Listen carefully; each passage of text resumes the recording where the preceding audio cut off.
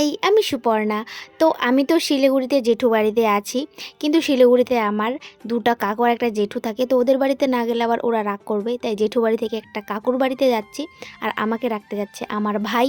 তো চলো তাহলে যাওয়া যাক। আর এই যে রাস্তায় মহানন্দা ব্রিজটা পড়েছে, কি সুন্দর, মানে দারুণ ভালো লাগছে। নদীতে সেরকম কোনো জল ছিল না, চারিদিকে বালির চড়া পড়ে গেছে, তো খুব সুন্দর লাগছিল। আর আমি তো ঠান্ডার জন্য পুরো গায়ে জ্যাকেট দিয়ে বেরিয়েছিলাম, তোমরা প্রথমে দেখতেই পাইলা।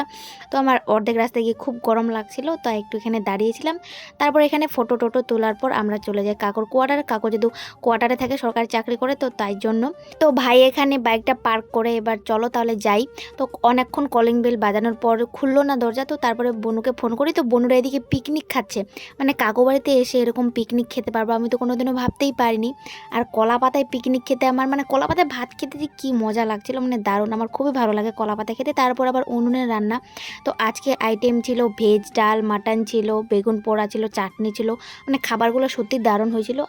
আমার কাকু ওইখানে কোয়ার্টারের পেছনে একটা জায়গা করে খাচ্ছিল। আর বোনুর বার্থডে ছিল ৯ তারিখে, তো বাটারস্কচ কেক ছিল, সেটা বেঁচে গিয়েছিল, তো তাই আমাকে খেতে দিয়েছিল। আর বাটারস্কচ কেকটা খেতে জাস্ট ওয়াও লেভেলের ছিল।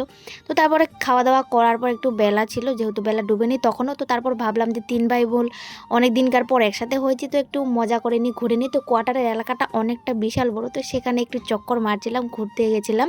তো তারপরে ভাই চলে যায় বাড়িতে আর আমরা চকোপাই খাই। তো আজকের মতো টাটা বাই, আর আমার চ্যানেলটাকে সাবস্ক্রাইব করে দিও।